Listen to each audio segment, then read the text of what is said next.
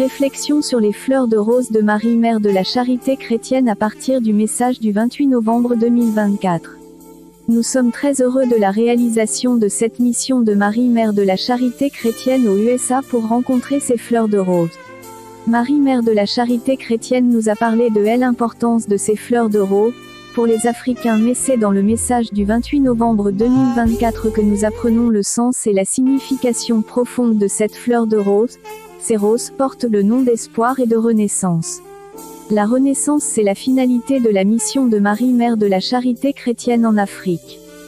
Cette renaissance est l'œuvre de Dieu en Jésus-Christ dans l'Esprit Saint en et par Marie Mère de la Charité chrétienne.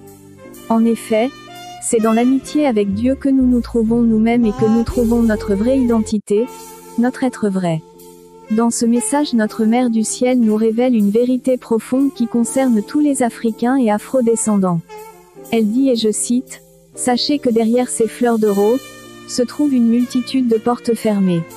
Chacune de ces portes vous appartient et de par l'amour que le Père éternel vous porte, il m'a remis entre les mains, le trousseau des clés de toutes ces portes. » Les portes fermées des Africains, voilà une révélation importante qui nous renseigne sur beaucoup de blocages que nous vivons en Afrique, blocages qui maintiennent les Africains dans l'aliénation, dans la pauvreté et dans la misère, en un mot dans la pauvreté anthropologique.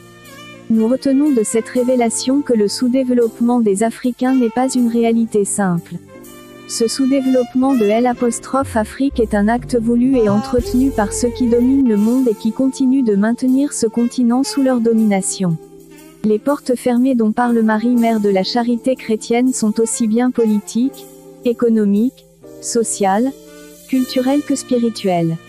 Devant cette situation bloquée depuis trop longtemps, Dieu envoie Marie Mère de la Charité chrétienne à New York avec les clés pour ouvrir les portes et libérer les Africains et tous les Afro-descendants. Une fois ces portes ouvertes, Marie Mère de la Charité chrétienne nous annonce le mouvement de notre renaissance.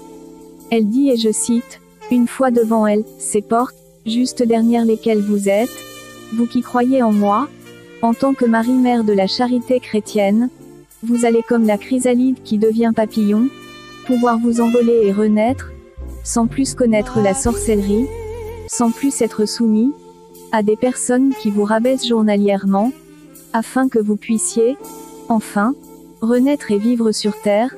Telle est la destinée que le Père éternel a choisie pour vous. » Voilà des paroles fortes qui devraient faire pleurer de joie tous les Africains et les amener à donner tout à Marie Mère de la Charité chrétienne pour que ce qu'elle nous annonce advienne effectivement dans nos vies.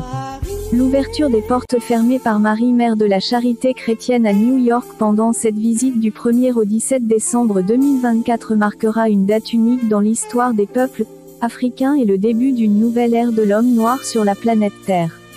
Dieu merci, Père Marie XVI de la Charité.